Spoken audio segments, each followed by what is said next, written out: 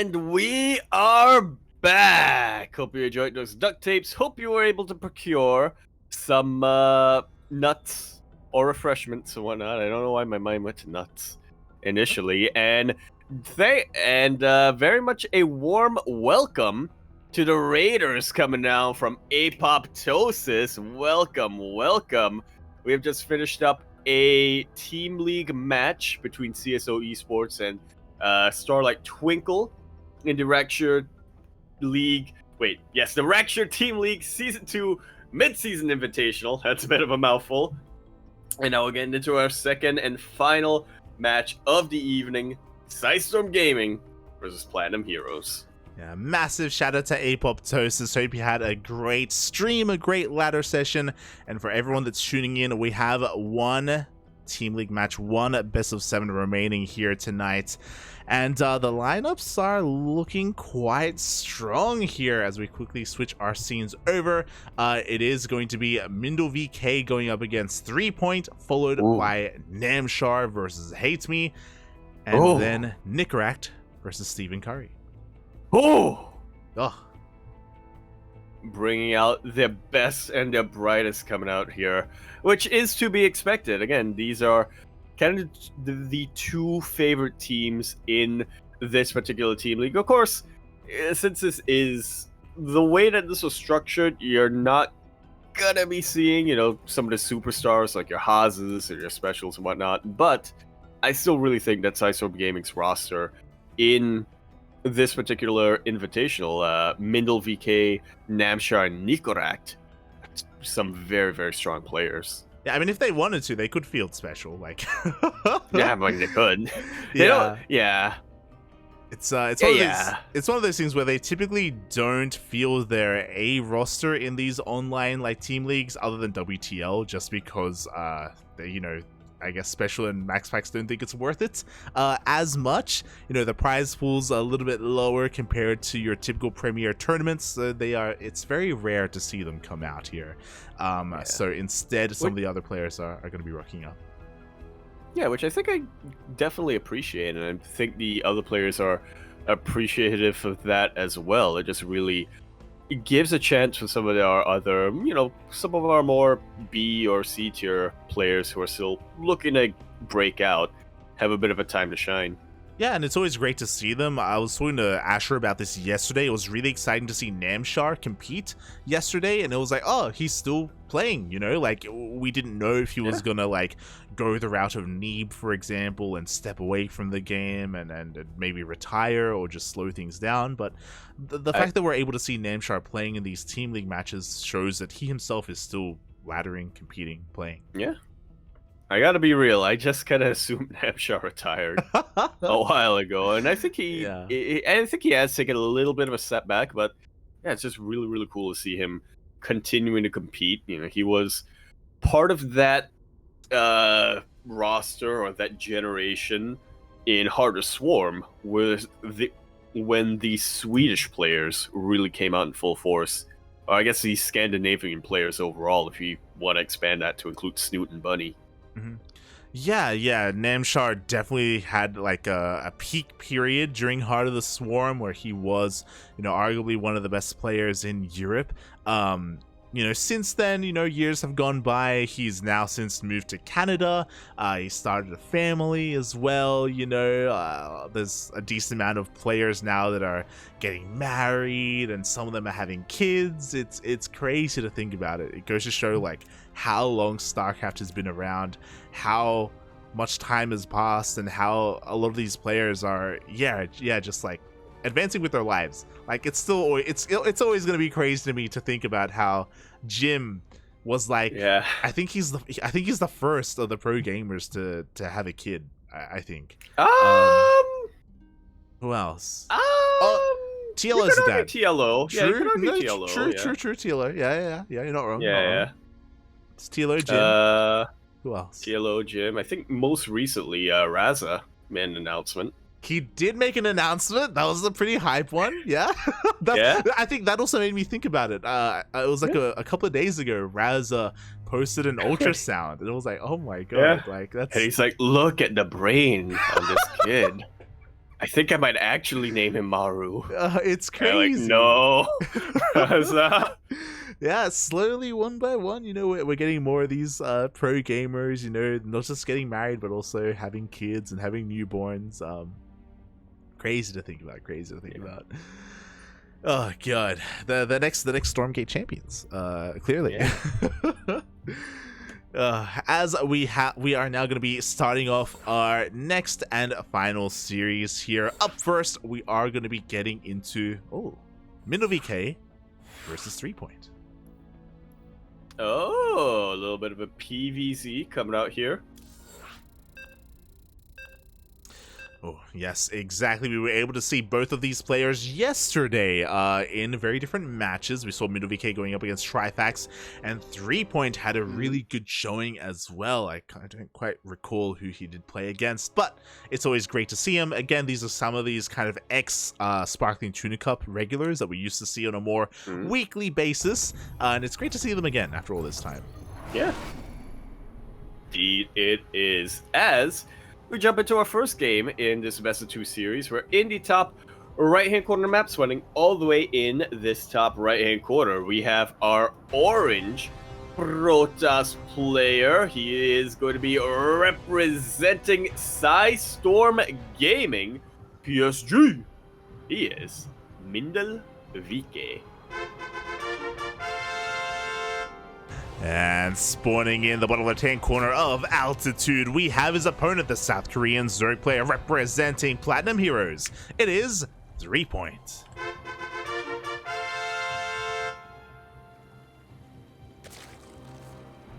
And I feel like every time I cast threepoint, I try to come up with some kind of basketball metaphor, but I can't think of any of them. Asher and I had a long derailment cast where we were talking about Space Jam and Michael Jordan and Shaq, and it was nonsense. Come down and slam. And welcome to the jam. Let's go. Oh god, did happen. But yeah, it's great to see threepoint here. For those wondering, he is a new addition to Platinum Heroes. Over the past month or so, they have been picking up a lot of players, not just Europeans, not just Vindicta, but also even a couple of Koreans. Oh yeah, they're deepening their roster, trying to make it as well-rounded as possible, because oh boy, WTL Summer's coming up. The summer season for 2023 is coming up, and Platinum Heroes is really looking to reclaim their spot there in Code S. Or claim their spot, even. Yeah, it's something that they haven't been able to accomplish before, but they definitely do want it. They've invested quite a bit into it, and I do think threepoint is a very strong pickup. I do think he's one of their stronger players in their current roster. Ooh. As we do see a little bit of a dance here. The first probe of MindelVK does go down. He was playing with fire, trying to tase away at that drone. Yeah. It didn't quite work out for him in the end, unfortunately, and it's not the biggest deal still. Just a single scouting probe that did its job, and now I feel like I have to switch gears a little bit, like, because I'm so used to the unhingedness of CSO and Starlight Twinkle. Yeah. That now that we're actually seeing a standard game and a standard opening from both of our players, I'm confused and stressed at what I'm witnessing. You're like, what have I done? A PVZ on Altitude. Oh no. I get what you're saying, you know. I'm picking up what you're throwing down here, as we do have a Stargate opener, and I personally haven't been able to cast too much on Altitude. Definitely plenty of games, but this is a very commonly vetoed map, and it is being forced here in this team league, and as a result, we could be seeing something very different. I wouldn't be surprised if MindelVK tries to take advantage of how large this map is, and he could even transition into a relatively fast second Stargate and try to go into Skytoss. Yeah, he's definitely got a lot of options here, which is why he is going for the opening that is probably the most flexible in PvZ nowadays. You know, double Oracle, maybe triple Oracle if he so feels it. And from there, You know, he can go Gateways, he can go Twilight Council, he can go for a second Stargate, as you said. He could go Robo Bay. He can do anything with 2 Oracles. There's a reason why this is such a kind of popular opener. It is so flexible. And now we have the tech of choice. Thankfully, there is no second Stargate. We have a Twilight Council and a Forge instead. So it is going to be a ground toss follow-up here. For the time being, the Oracles are just trying to find a little bit of damage. It looks like we've gotten 1 drone kill so far, but threepoint has done a great job at splitting up his queens and defending his bases. Yeah. Oracle taking quite a little bit of damage, and now that there are lings in the map, Mindel is kind of unwilling to really push for more drone damage. He is sending everything back to try to defend the Star base. If this is a standard game light, and the Star... No! It's not anymore! As Mindel doesn't go for Blink like I thought he would, but instead goes for Charge and +1. More gateways are being thrown down. He wants to hit a charge timing. Yeah, I mean, this has been kind of rising in popularity recently. Hero has kind of discarded his Blink Stalker style and adopted a more charge load Archon composition instead, as, ooh, these Oracles take a bit of a heavy beating trying to get into the main base. And we'll see if we get that as well. So for the time being, no additional gases have been taken. We're still only working off of 2 gases, which is a little bit suspect. We should be seeing additional gases. We should be seeing a Templar Archives. But for now, we just have a massive wall of gateways being thrown down at the 3rd. Yeah, that will provide a little bit. That will provide a little bit of defense here for MindelVK. You know, acting as a little bit of a wall. He's not going to get flanked at that 3rd base location, but also it's going to give him so many more zealots. But he does move across the map. It really will. He's going to be working up towards 8 gateways. I wouldn't be surprised if he even goes up towards 10 or even 12 gates off of this. I'm still just kind of waiting to see what timing is going to be going for. He should be able to get straight into +2 after +1 finishes, but he doesn't really have much else going for him. Meanwhile, threepoint has a massive swell of lings being active on the map. He shouldn't really be able to do too much at the 3rd, but he may be able to cancel the 4th. Yeah, that's a lot of lings, and the Oracles are not in position at all to deal with any of these. That's a kill and not a cancel on that 4th. If MindelVK wasn't all in before, he may be tempted to go all in now. That was a brutal loss there for MindelVK. 400 minerals down the drain. And from this, threepoint is free to drone up, and that's exactly what he's doing. He's getting his 3rd base fully saturated. His 4th base is getting saturated. He has a 5th on the way as well. He has so much freedom available to him. But has he been able to scout anything? The answer for the time being is no. He didn't get to confirm any additional gases. He hasn't gone back into the main base. He doesn't know that MindelVK is doing something really weird, and that is just staying on 2 gateways. This is very Haas-esque. Like, this is like 2020 Haas, where he just went mass zealot and nothing but zealot, and sometimes it works. Oh, the dark ages. Yeah. Or the bright ages, depending on when you look at it. It's literally pure charge load. That's all that's happening. Taiwan, yeah, and even though threepoint hasn't been able to scout this, he was inadvertently preparing for it. You know, Banelings shut this down so hard. Yeah, the Baneling shut down the right-hand flank, but we have a Zealot drop into the main base. We have Zealots coming in towards the 3rd as well. Threepoint is getting pulled apart a little bit, and drones are going to be going down. Hey, that's another wave of Zealots. That is another wave of Zealots. Yeah, even though Banelings are favored against Zealots, it is definitely possible to be trading Banelings inefficiently against waves and waves of Zealots, especially against a player who would just warp in right on top of your face like this. Yeah, and this may just be a little bit too much. The Zealots in the main base have gotten out of control. We do have, finally, the Banelings finding the connections that they need, but we have another warp of Zealots in the main!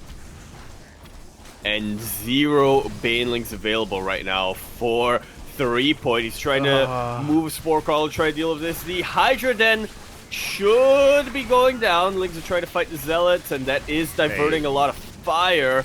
But the Zealots, I mean, without any Banelings here, they really are unhindered against these Zerglings. Hydras are able to clean up the Zelts in the main, but what about the Zelts in the third? Yeah, the third is now gone. These +2 Zealots, they are terrifying right now, and I am shocked that this is actually working. And to be fair, threepoint never scouted this. He was never able to get back into the main base. He never was able to see the natural or even the third gas geysers, and Ling Hydra is not what you want against this. They evaporate against these Zealots. It looks like he's barely going to be able to clean up the Zealots in the main base.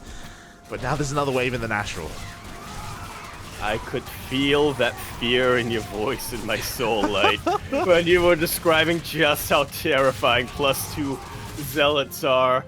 12 more drones go down. 43 in total have gone down in this game, along with 168, 69, 70 Zerglings.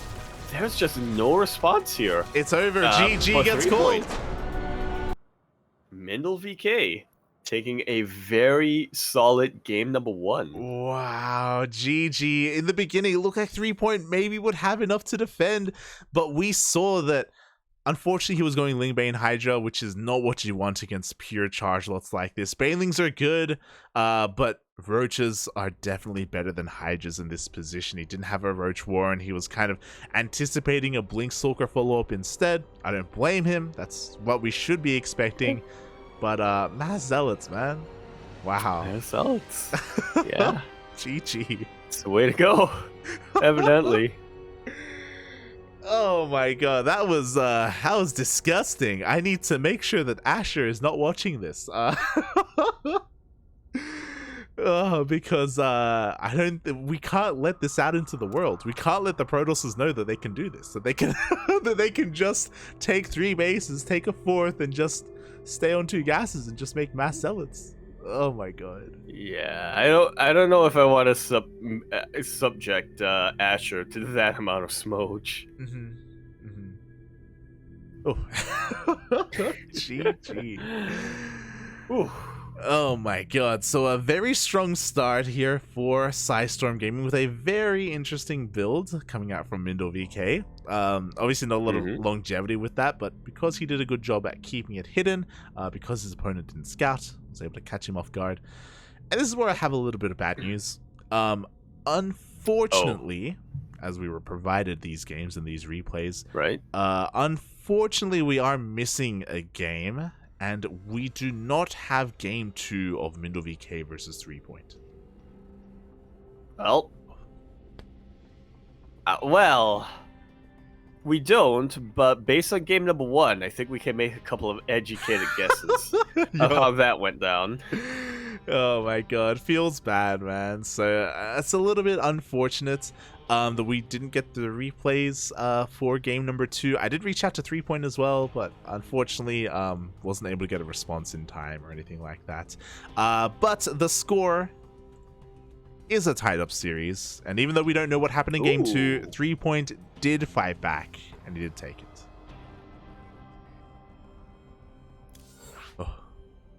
That's pretty good to hear, yeah. Yeah, it's good to hear. It's unfortunate that we didn't get to see it. It's one of those things, a bit of a feels bad, man. It happens.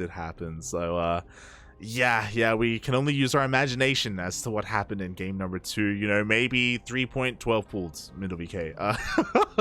It's possible. It's possible that the game was over before it began. There you go. It was just a complete 180.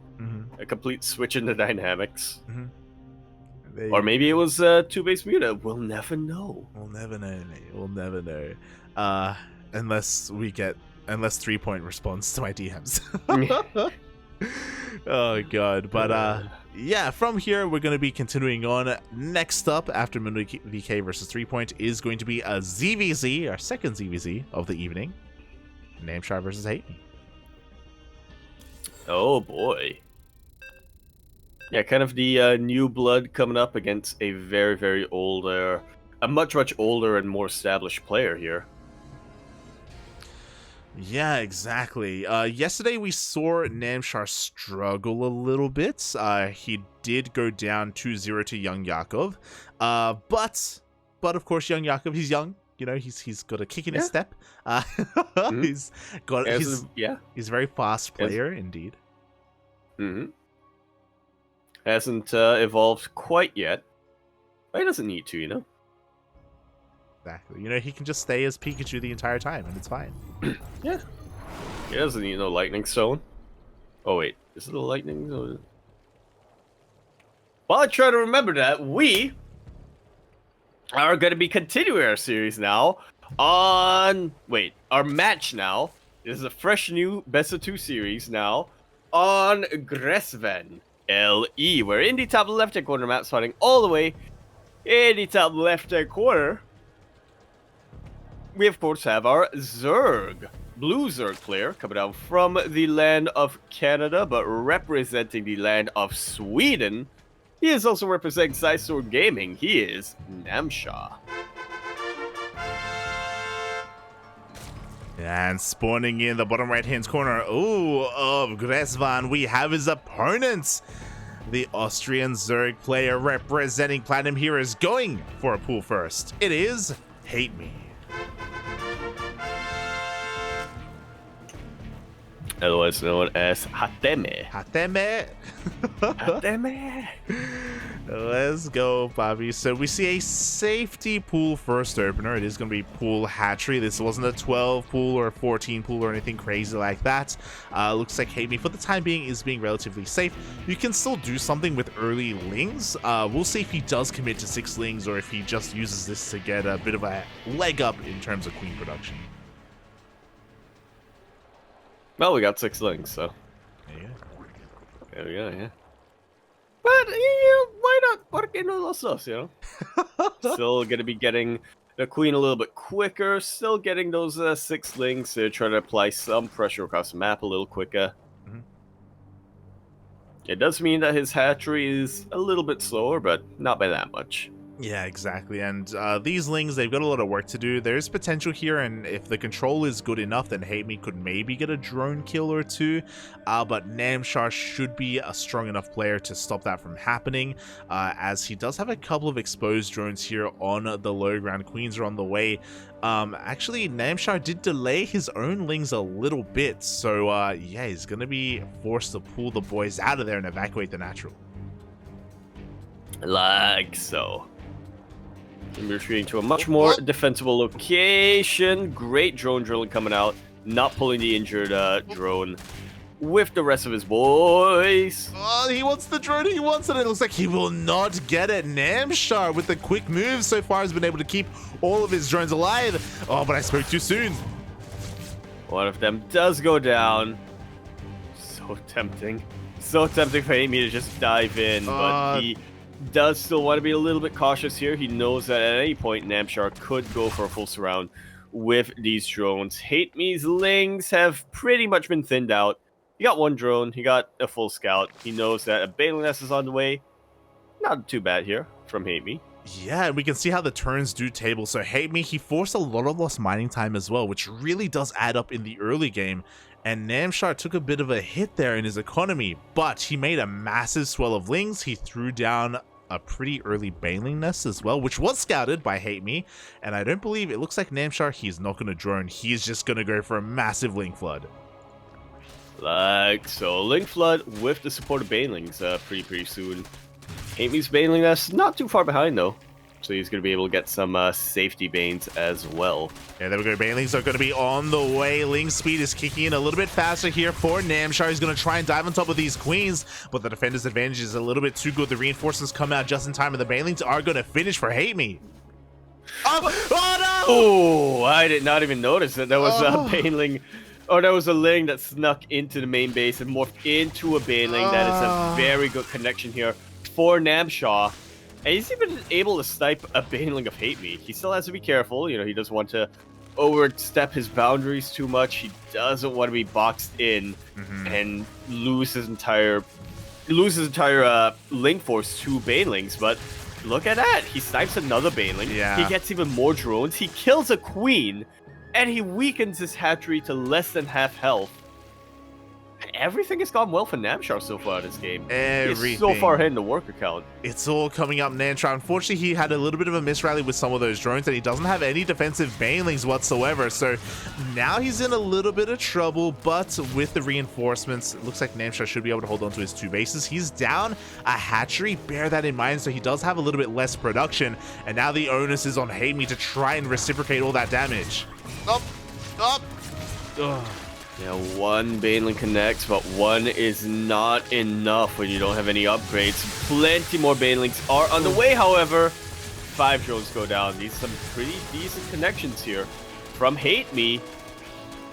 Yeah. And it's gonna be enough to put him back in this game, put him back on top when it comes to the worker count. This is such a knife fight right now. Like, but both players are hurting left and right. Drones are dying left and right as well. After the dust settles, HateMe is up on bases and barely up on drones. This is a knife fight when neither fighter is bothering to block at all. It's like, yeah, stab me. What are you gonna do? I have more blood where that came from. I'll just stab you back. Apparently, I mean, HateMe has to be careful. He just threw away 3 or 4 Banelings. So he doesn't have any to defend at home right now. We do see another massive counterattack coming in. The Queen is almost getting surrounded. 3 Banelings are coming on in. Good connection so far from Namshar. Oh my god.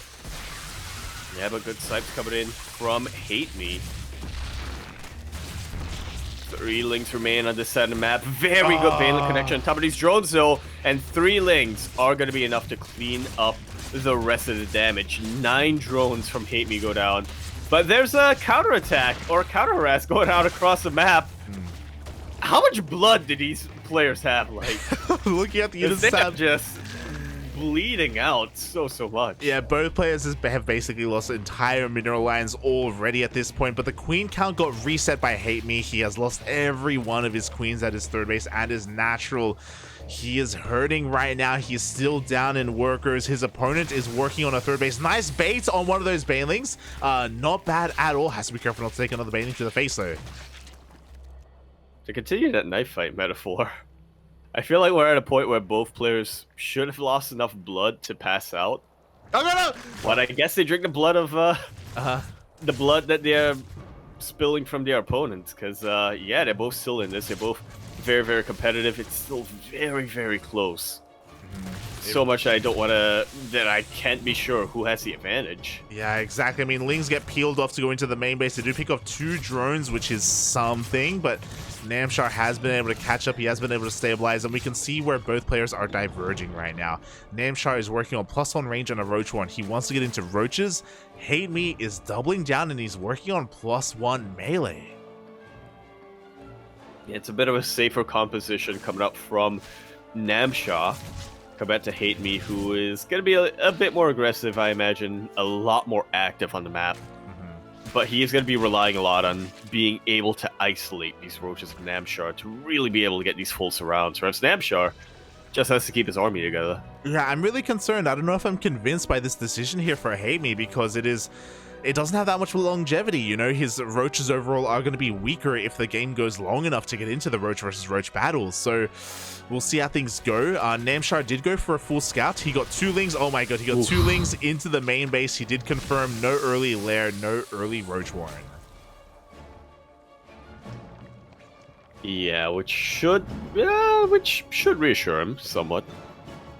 He knows he's going to have that roach advantage. Yeah, he should be feeling pretty safe getting into those roaches. Meanwhile, we saw both players kind of losing Banelings. Even here, oh, nicely done by HateMe. He does keep all of his Banelings alive, but we see another free scout, and we have confirmation of the lair and a 2nd Evo chamber that's on the way.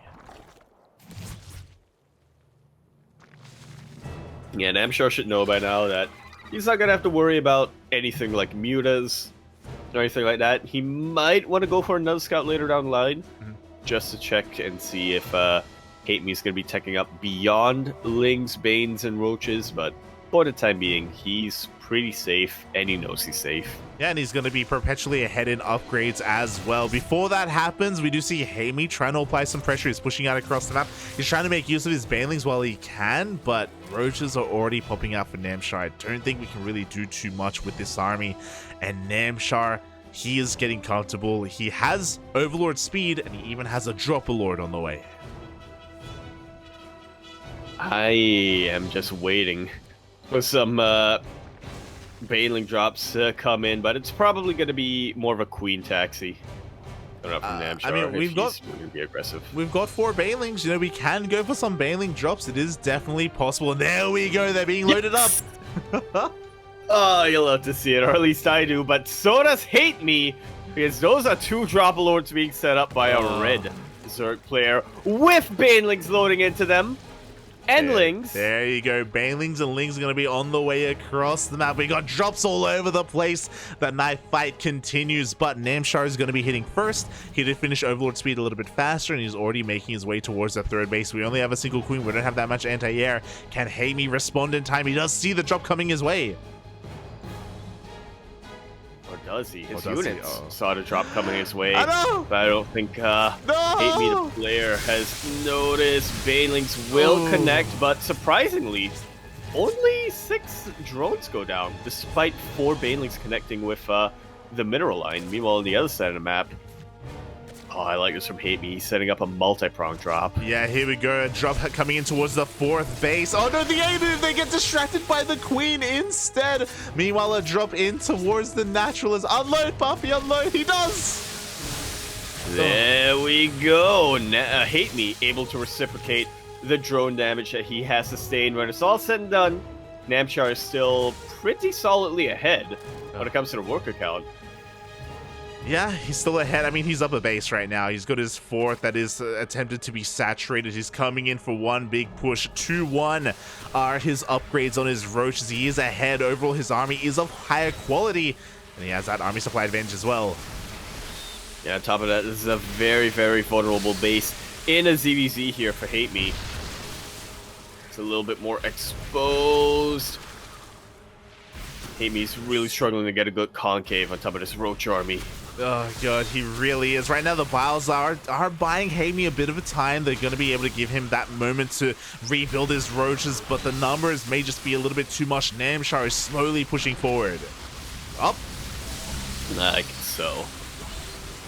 Yeah, these Biles are really forcing a couple of gaps in the overall cohesion of HateMe's army.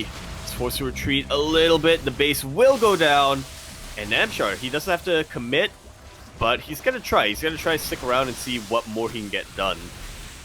Yeah, exactly. I mean, now HateMe, he's knocked down to only 3 hatcheries. He's down in the production. He's down in the economy. And Namshar just has to continue to apply his pressure and press that advantage. He's even getting tunneling claws and burrow as well. A little bit not unnecessary, but he's working on it. Yeah, I mean, it's overkill at this point. It's just a cherry on top for Namshar's army. He's maxed out, and he knows that he's going to be on Roach Ravager for quite some time. Might as well make the most of it, you know? May as well. Unfortunately, HateMe just doesn't have the free supply to go for any kind of counterattack to try to pull the attention of Namshar back home. His attention is fully here on the front lines, and he's been, you know, buying time and he's been trading well. His Biles have been on point just to force the army back, but he's still behind in the upgrades, and it's just an uphill battle. It really, truly is. I mean, yeah, HateMe just has to fight, is all that he can really do at this point. He has to fight and try to find a position to overwhelm Namshar's aggression, but even if he's able to do that, he's still going to be behind a base, he's still going to be behind in upgrades, he's going to be behind in tech. Namshar's even going for a lurker den at this point, but I don't think that's even going to come into play. These Tunneling Claws roaches are just, looking to even further disrupt the economy. Exactly, it's insane. It forces HateMe to split up some of his own roaches into his main base and in towards the 3rd as well. Namshar, he just has the free supply to do this, to pull apart HateMe left and right in between all his bases. He even comes in from behind from those borrowed roaches. HateMe he's holding on. He actually didn't really lose too many workers at all to that. Yeah, despite losing that base. So even though he's still behind, he still has sort of he still has an economy to work with. He does. He definitely does. At the same time, we do have roaches now hitting the main base. They finally reveal themselves, but we do already have roaches in position. HateMe beautifully splitting off some of his own army to deal with all this harassment. But 3-3 is now on the way. The Lurker Den is done for Namshar. Yeah, does he have even a single Hydra? He's been maxed out for the past 6 or 7 minutes. So. It's true. I think he has to lose a little bit of supply, but there we go. 4 Lurkers are on the way, and they will change everything. They can still be biled down. Like, Roach Ravager can deal with a small amount of Lurkers, but once the upgrades kick in, and if the Lurkers hit critical mass, then the Roach Ravager does get outscaled. Yeah, it's also a question of, you know, how can Namshar kind of create a position where he digs himself in with these Lurkers, where HateMe is kind of forced to fight with his roaches as well as his Ravagers, instead of just hanging back and slowly trying to bile down the Lurkers. It looks like HateMe finally is establishing a little bit of is starting to break on through from his defenses. He is going for that full counterattack. But will it make a difference against these Lurkers? That's the thing, right? The reason why HateMe has counterattack potential is because Namshar stopped making roaches to make Hydras and to make Lurkers. That's why typically when a Zerg player is making Lurkers, that is when they are at their weakest. But now that the Lurkers are done, then defensively, that's kind of where Namshar is going to excel. That's where he wants to fight. He wants to fight in range of his siege units. And HateMe is going to have a hard time pushing up any of these ramps. Yeah. The dynamic has kind of shifted. HateMe wants to be the aggressor now, but like you said, I just don't think he can break through all of these Lurkers and all of their spines. Yeah, exactly. He has to try to catch Namshar unawares and maybe come in when his army's least expecting it. Some nice biles there from HateMe. He's going to be able to bile down a couple of those units, but 3-3 is just now about to finish up. If Namshar wanted to, he could just go back into pure roach production. Yeah, I mean, he has enough Lurkers to really have a fallback point and have a strong enough defense that, like you said, he could just focus on offensive units for the rest of the game. This is such a good Venn diagram of Lurkers, by the way. HateMe trying to break through. He did have detection. He was biling down a couple of Lurkers, but nowhere near enough of them to really make a difference there. Exactly. Instead, he pulls apart a couple of roaches here. Nice burrow moves from Namshar. He keeps his mineral line safe and alive. He's able to deflect this counterattack for the time being. HateMe is trying to do the best he can to find a weak point, to find a chink in the armor of Namshar, but he just can't find it. Yeah, what's the name of that upgrade? Seismic Spines has just about finished up in Namshar as well, so these Lurkers are fully kitted out. They have extended range, and it's just that much more difficult for HateMe to try to find any sort of opening. Yeah, like, Namshar is basically getting the perfect late game ZVZ army. The only thing that he's missing is Vipers for Blinding Clouds and Abducts. That would really just solidify his position. So we'll see if he can get there. For the time being, it looks like he wants to get rid of these roaches. HateMe was able to get Tunneling Claws before his own roaches, and he's trying to go for some counterattacks here, and Namshar doesn't have detection, doesn't have too much of it. He doesn't, but he does have these Lurkers still. Yeah. Yeah, he does. He really does. A bold move here. Namshar's going for a massive Lurker run by... this is an expensive run by. He has to be careful not to lose all of this. Yeah, he's forced to kind of burrow in a bit of a group, and that means that, you know, these biles are going to be that much more valuable here for HateMe. Finally, he is starting to get a couple of volleys in, though, from all of these Lurkers, and look at how badly bruised these roaches and ravagers are for Namshar. Look at how quickly they go down against like 3 or 4 Lurkers, all hitting their volleys at the same time.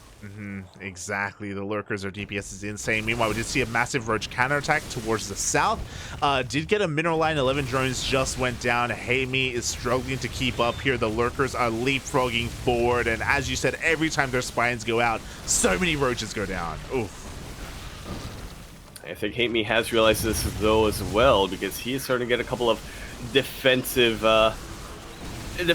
Lurkers of his own. Is there protection here for Namshar? No. This detection is Alright. over towards the south instead as Namshar. He goes in and he snipes the third base, and now HateMe is down to 2 bases. GG gets called. Namshar takes the game.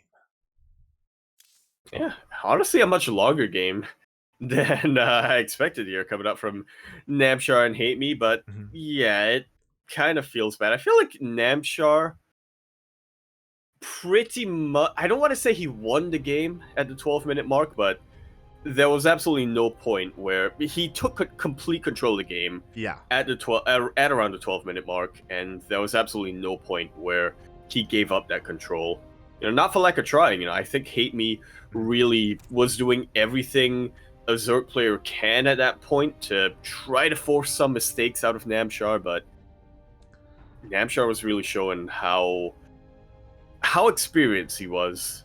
I'll put it that way. Yeah, you know? that's the hard thing about ZVZ is that there isn't that much comeback potential. Like when it comes to the mirror matchup specifically, in PvP you have disruptors. You have disruptors, and they can make up for a supply deficit. Definitely. When it comes to TvT, you can outposition your opponent. You can go for doom drops. You can go for liberators. You can just siege up first, you know, and just take a good fight despite having less tanks, for example. Like there are avenues to come back in these. When it comes to ZVZ, really the only way is like either if your opponent messes up. Yeah, like maybe you can go for drop play or tunneling claws, for example. But it takes a while to invest into that kind of tech. You know, you have to get Overlord speed, you have to get Burrow, you have to get tunneling claws. And if you're already behind, then it can be really difficult to have the resources to invest into these things because you're making roaches just to survive. That's what we saw there, where Namshar had a very clear lead, and in the roach versus roach battle, if you stop making roaches, you just die. So you're just gonna keep making roaches, you're just gonna keep going, and HateMe was doing the best he could to hold on, and as he was just like barely surviving, Namshar had the freedom to just hive 3-3 lurkers, and just like more bases, just all this other stuff, and it was a bit of a tough watch there for HateMe. How does the saying go? If you don't make roaches, you die. If you do make roaches, you may or may not die. Yeah. Oh god. So it was a bit of a slow death for HateMe, but he fought hard, and you know, he almost kind of clawed his way. Like he was trying his best to keep up. Yeah. It's very rare. I think it's very rare that you get to witness it in a game of StarCraft 2, but I feel like after losing his 4th base, HateMe in that scenario was kind of doing everything you're meant to do. He was pretty much doing everything right, but he was just so far behind that, you know, it's not enough to. It wasn't enough to make up for the lead that Namshar established for himself. It was too late to try to course correct and do everything right at that point. Yeah, exactly. Ooh, it is sometimes how these mirror matchups can be, and now we are getting into our next game. PSISTORM Gaming do have a bit of a lead so far in this series. Can they extend that lead, or can Platinum Heroes tie things up? As a reminder, you know, the previous game was really chaotic to begin with. The Ling Bane was wild from both players. I forgot how much blood loss there was in the early game. It's like neither player really was worried. Neither player was really worried about losing drones. Maybe they should have been. Anyway. Oh. Is this the wrong replay? It was the wrong map. No. Do we have two series where we don't have the second game? No. I was curious as well, because oh my god. So the wrong map. How many? And they gave me the wrong replay. They gave me the wrong replay. Oh no! As a reminder to everyone, these are best of 2s. So even if HateMe won that second game, we wouldn't have a third replay anyway. Yes, merge. No. Funada Platinum Heroes. Are either of them awake right now? Can we DM them? Like, yo, send replay, please. No. Oh, man. Well, we'll see if we can rectify that real quick. Yeah, I don't have any of them on Discord, unfortunately. Oh my god. no.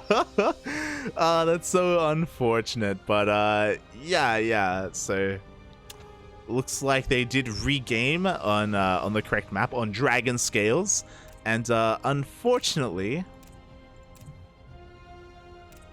so I quickly double check. Unfortunately, I don't have access to that replay. They didn't send it to us. Yeah, just a little bit of miscommunication there. I really wanted to see it. I wanted to see the comeback. Ouch. If there was one. Smurge, Poppy. Ay. Well. Yeah. Yeah, I guess we're just gonna move on to the next best of 2. Yeah. Hopefully we have 2 games in this next best of 2. I believe. I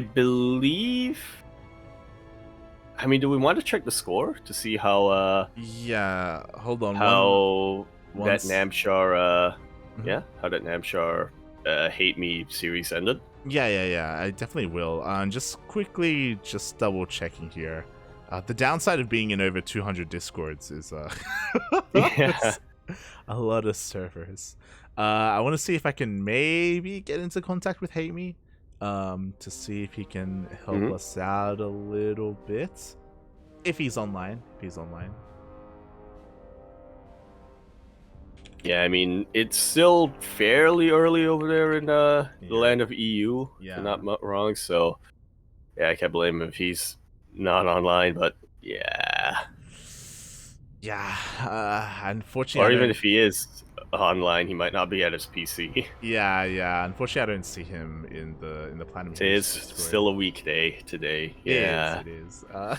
Oh, that is so unfortunate. Smurge, Poppy, Smurge. It happens.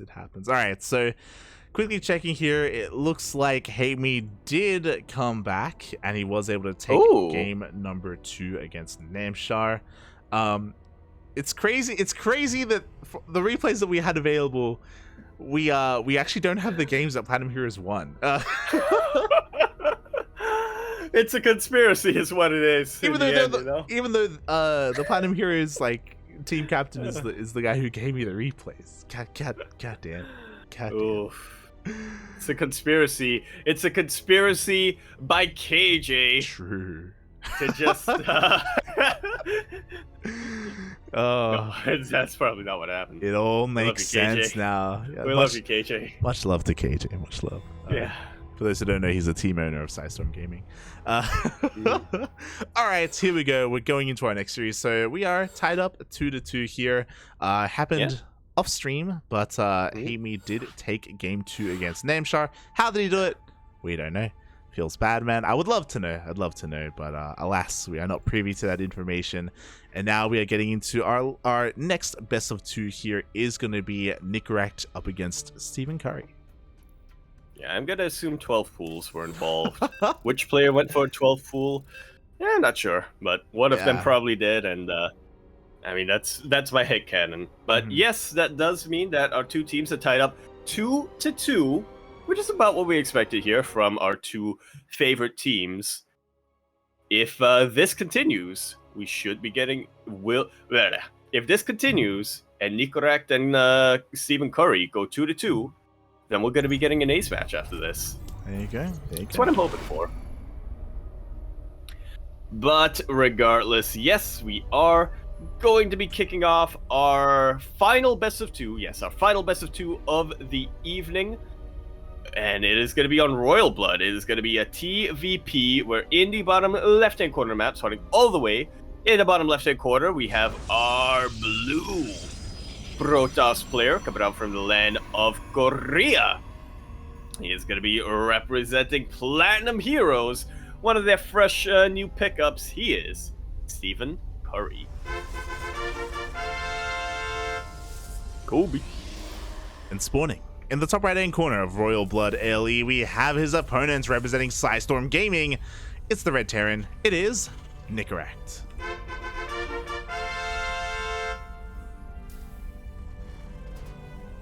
Once again, I feel like this has kind of been the theme of PSISTORM Gaming versus Platinum Heroes for tonight, at least. Players who, with the exception of, I guess, Namshar, players who, we've got to witness a lot of back in Sparkling Tuna Cup. Yeah, definitely. Like, I got a lot of love for my tuna boys. Your 3 points, your StephenCurrys, your Rebellions, your Quanta and Jinio. I love them so much. And it's great to see them here as well, clearly showing that they are still looking to compete and still looking to go toe-to-toe with the best of them.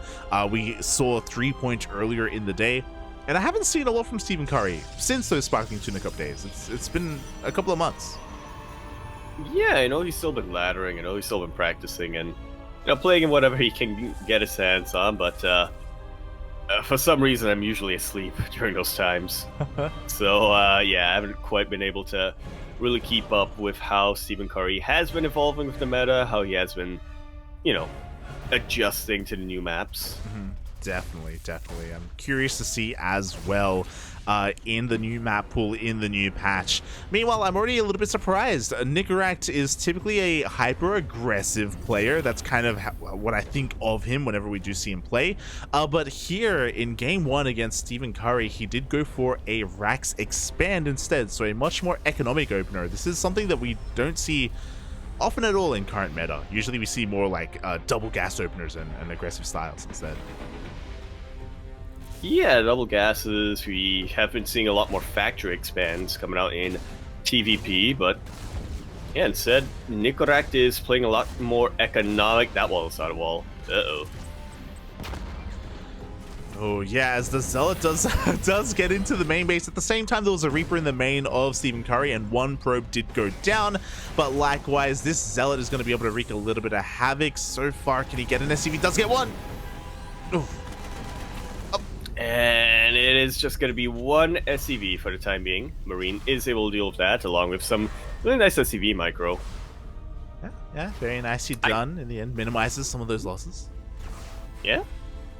I guess it is kind of strange if you're Nicoract, right? To see a Zealot make its way across the map, because I don't recall Nicoract, going for any NG blocks or even faking out a proxy to try to force a Zealot out first, but StephenCurry just likes the Zealots, I guess. Yeah, he's just, he's an aggressive guy.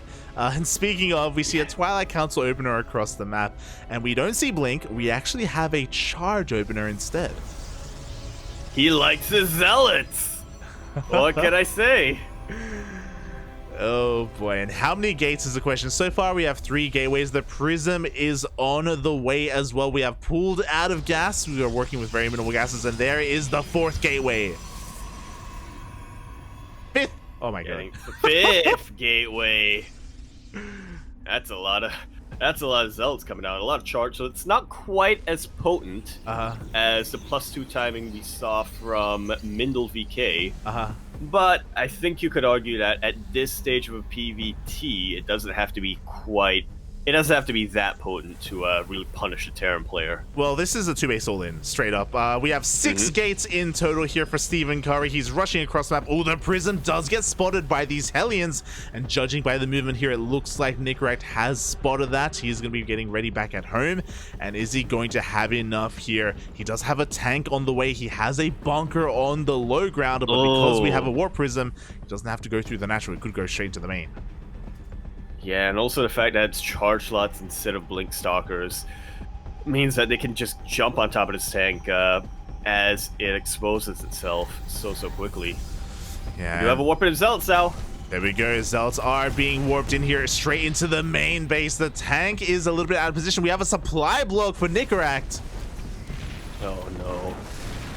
Oh no. You say that, but the Zelts here at the natural, the body blocking for the SCVs is pretty good, but 10 SCVs have already gone down. At the same time, we have a drop into the main base of StephenCurry.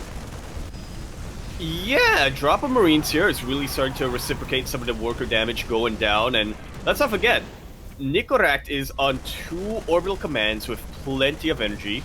The mules aren't ideal, but they can definitely sort of mitigate some of the worker damage that he's sustained so far. Now we've got 2 tanks and a Viking out, so this Warp Prism isn't long for this world. Mate. This timing has just been shut down, and while Nicoract will still have to rebuild a little bit, look, he still has his drop active on the other side of the map. Yeah. Plus those Hellions, he is roast. Wow. The Hellions are still active here at the natural. Finally, they're going to be cleaned up, but with the death of that prism, that may just be it. He's trying to rebuild the prism, by the way. Like, StephenCurry doesn't want to take a third. He wants to commit to the all-in, but it is so delayed now. It is so late, and Nicoract has so much time to just rebuild. Like, as you were pointing out, he even has Vikings now. Yeah. Not only does he have so much time to rebuild, he didn't lose that many army units. Yeah. Initially, he lost SCVs, which, you know, isn't ideal, but considering the fact that StephenCurry isn't expanding, he's totally fine losing SCVs instead of Marines or tanks or anything like that. Yeah, and here we go, the second wave, the last hurrah here. The Chargers are rushing on in. They run into a bunker.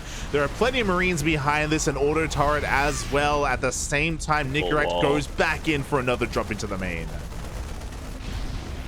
Yeah, he knows that StephenCurry is going to be completely defensive. He takes out the shield battery, and now the probes are in a lot of trouble. StephenCurry, he was all in before, and now he's a level beyond an all-in. He's body and soul in. He is beyond, mate, and what do we do from here? StephenCurry is trying to probe right now. He's trying to recover his losses. The prism is trying to sneak into the main base, but it is even within range of the tank. We do see he's trying to come in from multiple angles, but there's still so many Marines. Yeah, there's so many Marines. They're guarding both tanks right now. GG gets called, and Nicoract takes a very convincing game number 1. Oh, GG. Very good scouting overall from Nicoract to be able to confirm that there was a prism that was coming across the map. Whether it was charge lots or stalkers, he didn't know. He wasn't able to confirm the gases, but it was really well set up defensively back at home, and yeah, very smart of him to set up a counter drop as well. Yeah. I didn't even notice a counter drop being set up a little bit later down the line, but yeah, like you said, he kind of, that was just really good decision making from Nicoract. He figured out pretty early on that StephenCurry was going to go for a 2-base all-in, and he knew that because of that, every single time he warped in zealots across the map, there were no defenses back at home. Oh, yeah, definitely. I do think that if StephenCurry, if that drop hadn't gone across the map, then maybe he would have had an easier time. He would have been able to focus his warp-ins across the map and maybe been able to pull apart Nicoract. Like, he was getting a lot of SCV kills, if you remember. I think over 10 SCVs died in the initial push. Yeah. Initially it was 10, and then later on I think it went up to 14 or 15. It wasn't doing too bad for itself, but alas, was not meant to be. The defense was just a little bit too good for Nicoract, and now we are getting into our next game. It is, of course, StephenCurry's map of choice, and he has chosen to come out on Neo-Humanity. He picked the Terran map? Oh my god. I mean, is it a Terran map? You know, in different matchups. I actually don't know the consensus. I actually don't know what the consensus is right now. I just loved that reaction. It's just that whenever I think of Neo-Humanity, I think of Gumiho for some reason. You know, Gumiho, he's a very special kind of Terran, to be fair. He is, yeah. So maybe it's not a Terran map, it's just a Gumiho map. It's a very small map. The rush distance is quite small as well, so if we want to see an all-in, it does make plenty of sense, but it's also a very defensible map at that. Oh boy. Oh boy, indeed. We are going to be concluding this best of 2 on Neo Humanity. We're in the top left-hand corner map, starting all the way in that top left-hand corner. We have our blue Protoss player who needs to win this game in order to keep give his team a fighting chance here. Representing Platinum Heroes from the land of Korea, we have StephenCurry. And spawning in the bottom right-hand corner of Neo Humanity, we have his opponent, the red Terran player representing PSISTORM Gaming. It is Nicoract. For the first time in this best of 7 series, we actually have both games. The replays. What? It's crazy. Let's go. Whoa. Oh my god. So I'm here for it. I am here as well. I hope it's like a 40-minute game that ends with a Curry victory. So that we get an ace match here. Let's go, Bobby. Bring it to the ace match. So yeah, really peculiar choice from StephenCurry. I'm with you there in the sense that Neo Humanity is a very unique map overall. There's a lot of features to this map. There are 4 bases. There's the Rich Vespian Gas Geyser base in the middle. There's slow zones. There's a lot of rocks. You can slow down the game and you can cut the map in half. We have seen a lot of that. We have seen a lot of like extended games on Neo Humanity. But I don't think that Curry is that kind of player. You know, that's why I'm a little bit surprised by his choice. Yeah, but, you know, he's on a new team right now, so, you know, he's mingling with a lot of new other players here, getting a little bit influenced by their styles. I like how I'm trying to imply that he's becoming more of a cheesy player because of his teammates, but now that I think about it, Platinum Heroes, they actually don't have that many cheesy players. Yeah, a lot of them are more macro and straight up. Definitely. As I love this little move here by StephenCurry. He actually kept his probe hidden. He avoided the Reaper. He goes back in and he wants a kill on this SCV, but the Marine comes out in time. The SCV is saved, and across the map, Nicoract is going to be able to get that scout off in the main base. As a reminder, to quickly mention, Nicoract did also open up Rax Expand as well. So again, very economic, just like the last game. Yeah. Not particularly aggressive, not particularly safe either, just, you know, pretty much middle ground here. Which gives him a good enough economy to get into the mid-game. It does. Meanwhile, the Reaper avoided the Adept and is able to slip back into the main base. Does scout and confirm the Twilight Council opener once again. Ooh. Great positioning with that Adept, but like you said, Nicoract already confirmed what the tech choices of StephenCurry are going to be. He knows that it's going to be a Twilight Council. He doesn't have to worry about Oracles or Phoenixes or anything like that. Could go for a Mind Drop, but yeah, for the time being, it's going to be Hellions once again. Yeah, he's going to be working on at least one of those Hellions. The wall is a wall, and he's going to be able to, again, establish his natural base and get this up and running. Shout out to StephenCurry. He is switching gears. No charge this time. He's getting Blink. A lot more sensible. Yeah. A lot more flexible. Yeah. Definitely. And I guess the next big thing is we're going to keep an eye on the gateway counts. Are we going to be seeing some just a standard 3-gate opener from Curry to get a 3rd base up and running? Or is he going to double down and throw down 4 gateways for 4-gate Blink Stalkers? Looks like he's setting up for an expansion. He's already working on that gold mineral wall. Slowly but surely picking away at it. Trying to go for the much safer 3rd base on this map. And I love this from Nicoract as well. He only made 1 Hellion, and it was purely to scout. He just sent the Hellion all the way into the main base, and he was able to scout and confirm that the gases are fully saturated. So unlike last game where Curry pulled out of gas, he's able to confirm that, okay, you're still mining gas, so it shouldn't be charged, it should be Blink. Yeah, I think I kind of like it, actually. Normally, because he is following this up with a bit of a Widow Mind Drop, and ordinarily I'd say, well, you want to use that medevac to scout anyway, so it could be a bit of a waste, but yeah, in this case, he is just making sure that he is as safe as can be, while ideally getting about the same amount of damage you normally would with a Widow Mind Drop. Yeah, definitely. Meanwhile, we do see the drop coming in, only getting one probe in the end. So nice reaction there from StephenCurry, just minimizing the losses. That's actually more damage you normally get with a Widow Mine drop. True. So yeah, pretty good here from Nicoract, and with one fewer mine. Yeah. There you go, mate. There you go. As behind this, we're actually going straight into a robotics base. So we're going to be skipping a little bit of tech here, or we're going to be going straight into, I imagine, Colossus Production Forge as well. There's that third base. So yeah, StephenCurry completely switching gears. Game 1 going for a 2-base all-in. Here, just very, very macro-oriented. Yeah, macro-oriented and a little bit more defensive, I would say.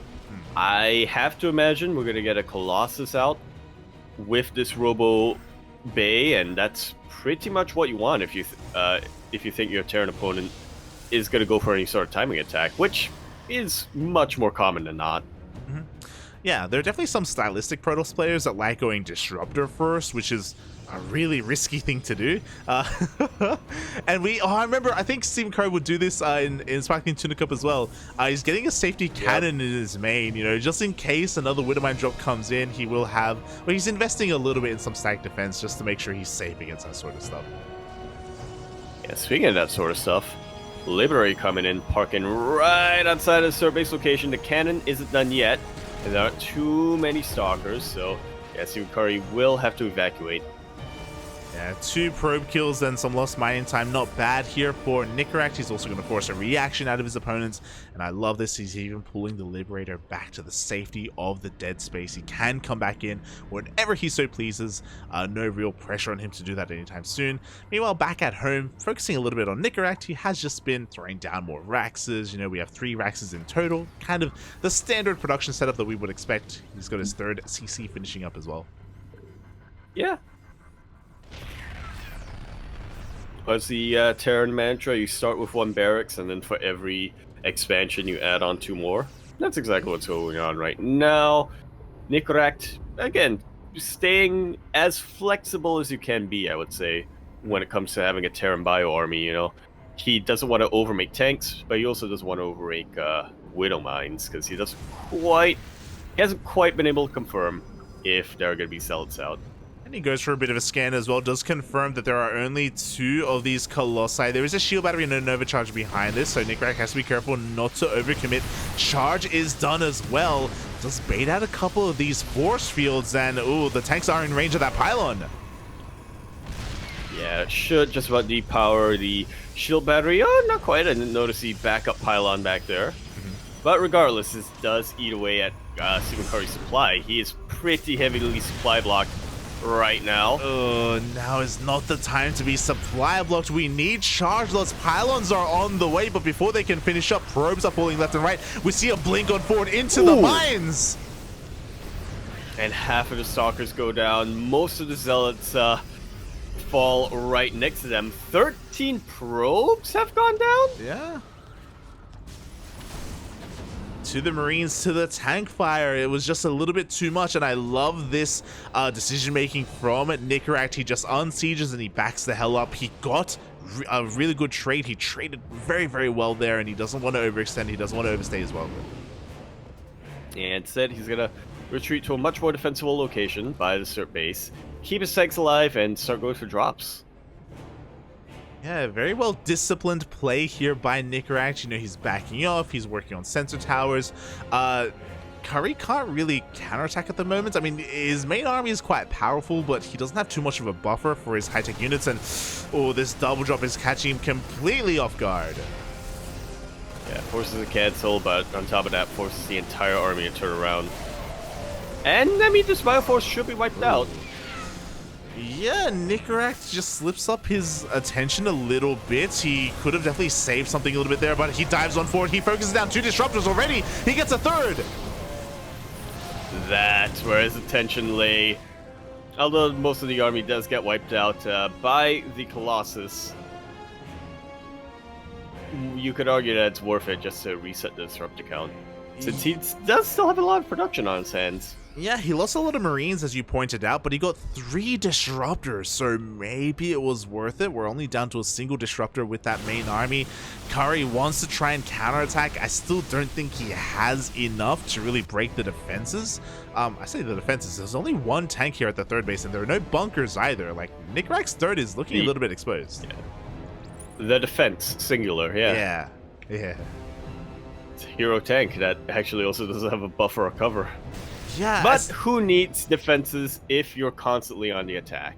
I mean, especially after Nicoract lost all that bio army, and Curry does have an observer watching this area, watching this location. I do think that there was a small window where maybe he could have counterattacked, but by this point, I think it's a little bit too late. We have reinforcements. We even have some Vikings.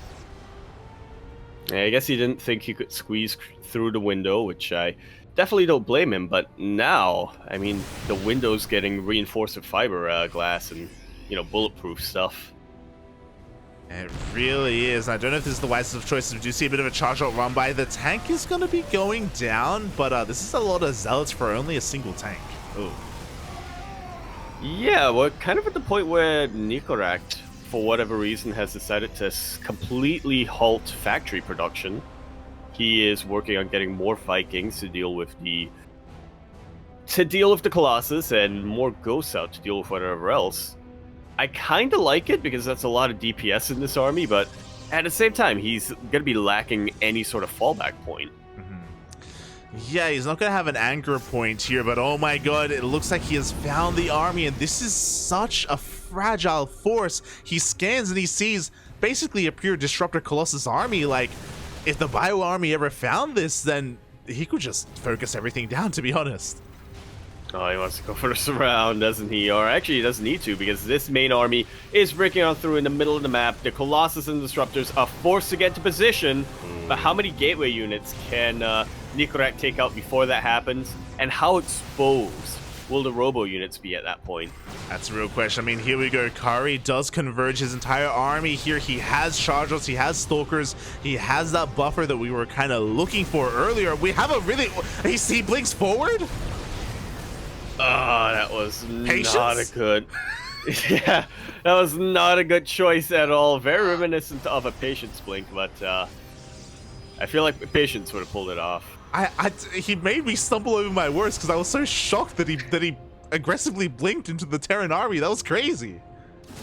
Yeah, that honestly felt like a little bit of a misclick. Maybe. If I'm being honest. It looked like it was trying to click away, but I accidentally clicked on the mini-map? I don't know. It's possible, but Curry's army is being pulled apart over to the right-hand side. He exposes his own fringe bases. A planetary nexus is going to be going down. Yeah.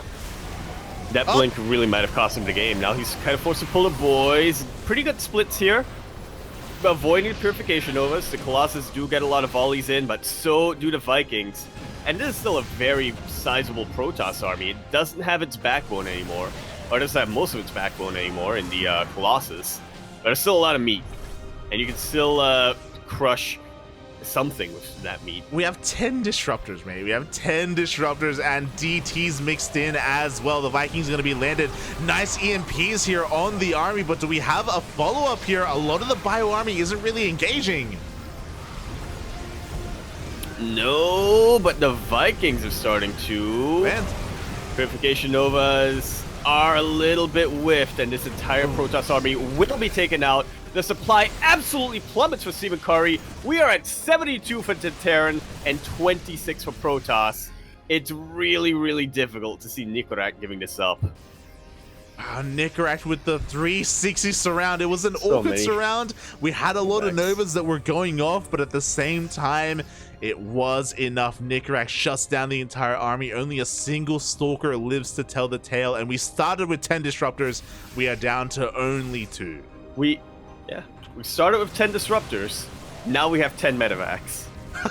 Which normally I'd say is overkill, but Nicoract is so far ahead at this point that, yeah, it's really going to take more than one Miracle Purification Nova, I think, to really see him giving up control of this game. He's killing this third base again, or fourth base again, sorry. And there's just no resistance left. There isn't. We have blink DTs and they blink on top of this army, but we had a scan available. They go down immediately. Disruptors come out here to try to push away the army, but they push the army in towards the fresh bit base.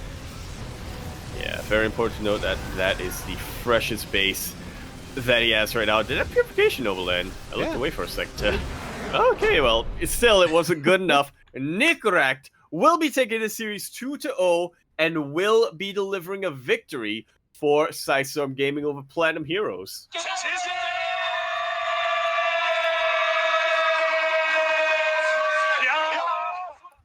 Which unfortunately means we won't be getting our ace match.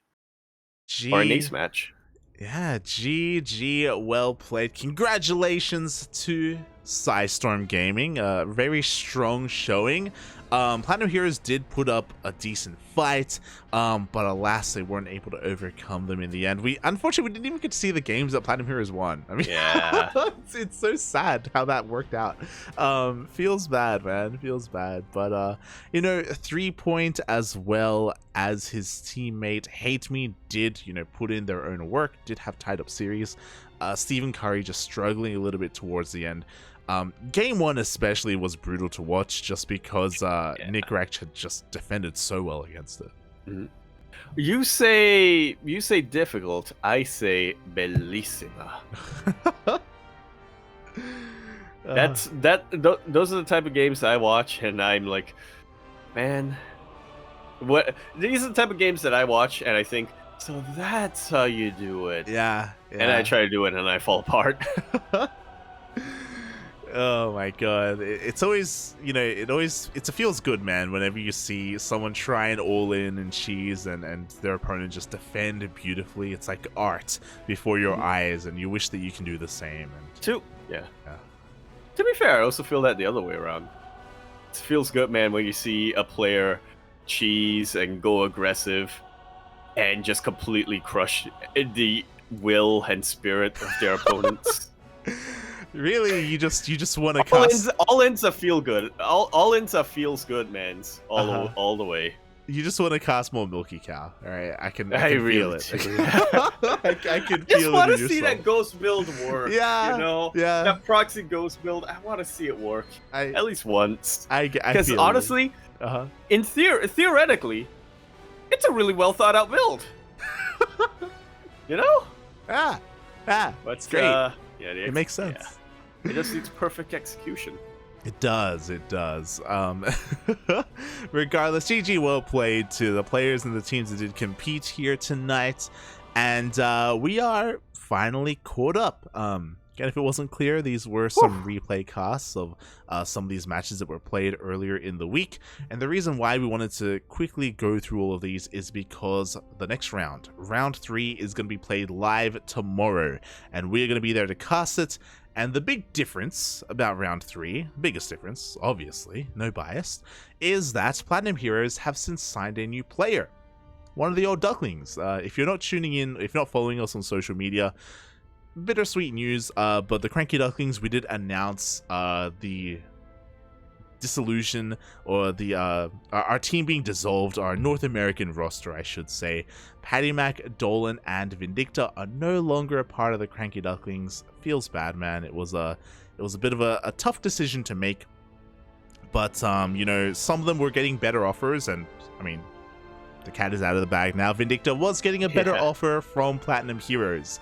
They did offer him quite a bit more, and now he is going to be representing them at least for the next season, maybe the next year. I'm not too sure, not too privy to that information. But yeah, he's going to be representing them, and he should be playing for Platinum Heroes this weekend in the next round of the Rak'Shir Invitational.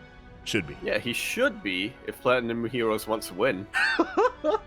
If they want to win, if they know what's good for them, then you know, Miguelito should be fielded. Just saying. And if he does, man, we're gonna make sure we're there for him, because he's still our boy. He's still our Duckling. We have a lot of love, and there's no kind of bad blood between us or any of our ex-players, whether it's Vindicta, Dolan, or PattyMac. Made a lot of good, fond memories with them, and it was hard to let them go. Shout out to Kuro for our announcement as well, the announcement graphic. We we spent a day going over old VODs and finding all these screenshots, and we put together like a collage of photos and of all these good moments. And it turned out really well. Yeah, it looks really good. We wanted to put more screenshots and whatnot, but then we realized we actually need space for text. So exactly. Yeah, if you're, I would argue you don't need space for text. In fact, you don't need text at all. But yeah, that's why I'm not a decision maker here. There you go, man. There you go. Oh god, yeah. If you're a subscriber and if you're in our Discord server, then we did share some behind the scenes, kind of like step-by-step process of that graphic and some of the beta versions, the V1 and V2, the prototypes of it. So yeah. Hopefully we're gonna be able to cast some more of our boys of Miguelito Vindicta, and I also wish the best of luck to Patty Mac and Dolan in their future teams as well. I remember that Cheesadelphia. Yeah, it was so smooch. The team kills were so real at Cheesadelphia. Oh my god. They were. But But we managed to get them all in the same nest, shall we say. We did. They were all sleeping together. Oh. Oh god. So yeah, look forward to that tomorrow. Again, hopefully Vindicta can play in that. Also, keep an eye out on our social media because it's not all doom and gloom for the CranKy Ducklings. You know, we may have retired our North American roster, but we have announcements coming soon. We're just working on them behind the scenes. Definitely things to look forward to. And even when it comes to this farewell to our NA roster, we also have something more than just this collage. Something else coming soon as well. So yeah, a lot of announcements coming. They're coming. We're finally signing Simu Liu. Oh, mate, Shang-Chi. Shang-Chi, let's go, Bobby. Let's go. So yeah, keep an eye out. Follow us on Twitter, Facebook, Instagram. Join our Discord server if you want to be up to date on all things CranKy Ducklings. Otherwise, Yaku, I know you've been really busy with your studies. I know you've been working on assignments and stressing out sometimes. But if you do happen to stream, where can people find you? Twitch.tv/Yakuzaku1. That is where I personally stream. I might wait. At some point in April, I might be streaming a little bit more because partially due to some potential plans that we have here at the CranKy Ducklings, or rather it's motivated by some of the potential plans that we have here at the CranKy Ducklings, but we'll see. That yeah, it's still up in the air what my schedule's going to be like and how I plan it out. Apart from that, twitter.com at @EmporeYakuzaku. I'll probably announce, if I do go live, I'll probably announce it there. But if not, !Discord in the chat. We'll bring you to the CranKy Ducklings Discord server, where I am. Light is also there. Kuro is also there. Our Ducklings are there. And most importantly, the bot that announces when one of us goes live is also there. So, in case I forget to announce when I go live, you can get announcements there. There you go. It's all about that bot, Papi. Aye. Yeah, you can do the same. You can follow me at light_VIP on Twitch and Twitter if you're interested in some of my solo content. I was actually streaming just before this this broadcast. I actually raided Apop. It was a weird kind of the circle of life. I raided Apop Tosis and then he raided us. The Ducklings. So feels good. Now you need to raid Chicken Man. Yeah, there we go. There you go. So you can follow me there if you're interested in some Zerg Ladder gameplay. But if you're only interested in our casting, follow us on the CranKy Ducklings. I mentioned all the social medias before. Our next broadcast is going to be in just under 24 hours. I think it's like 23 hours actually. So yeah, tomorrow at around 3.5 hours. At around this time, you can tune in live to the final day of the Rak'Shir Invitational. You know what? I can just quickly look at the lineups, the matchups, the teams. It's going to be Platinum Heroes playing against CSO Esports, and it's also going to be Starlight Twinkle playing against PSISTORM Gaming. Oh boy. Yeah. So some pretty intense matches to kind of wrap up the Invitational. Yeah, and I think that's made even more intense by the fact that every team right now is 1-1 in series. Oh yeah. Oh my god, I didn't even realize that. Yeah.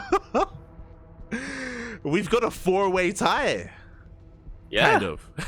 Kind of. I Yeah. mean, CSO Esports is up one map, and I just refreshed. Starlight Twinkle is down one map, but apart from that, it's 1-1, 1-1, 1-1, 1-1, 6-6, 6-6, 7-6. One of them is 6-7, but yeah. Yeah, it goes to show how competitive these teams are with each other and how close they are in skill as well. So pretty interesting. We'll see kind of who takes the lead in the end. But yes, that's going to be tomorrow. Outside of the Rak'Shir casts, we're also going to be casting ESL Open Cup Asia on Sunday, probably ESL Americas on Tuesday, and whatever broadcasts we have coming ahead of us. If you want to support us, consider subscribing here on Twitch. Consider supporting us on Patreon. You know, all the money that we make here goes towards not just the Ducklings, but also maybe tournaments as well, or upcoming events. It's all detailed on our Patreon. The Pondcast, making that a little bit more regular. It is a talk show where we all kind of come together and we talk StarCraft, we talk recent news, and we have a little bit of insight, a little bit of behind the scenes insight, because we do have our hands in quite a lot of pockets. Question mark? Yeah. You know, we got our own history as well. Yeah. Oh. Yeah. I was worried for a sec. I thought you were going to say you get a little bit of a behind-the-scenes look at the brain. There you go, the mind. But I'm not sure if the public is ready for that. Okay. The unhingedness that goes on. The podcast, it is also nonsense. It is. I mean, the last episode, Asher had to eat a Vegemite and ice cream sandwich. I mean, what else can we say? Yeah. what else is there to say? But yeah, with that, thanks for watching, everyone. Thanks for the support. Stick around. We're going to give another StarCraft streamer a bit of a raid. So stick around and give them a chance. Give them some moments of your time to see if you maybe want to follow and give them some support. I don't know who's streaming right now, but we'll find someone worthy of your time. Find someone. Yeah. How are we sure of that? Because everyone is worthy of your time. There you go. If they're streaming StarCraft 2. Oh. With that, Yaku, do you have anything you want to say before we head off for the night?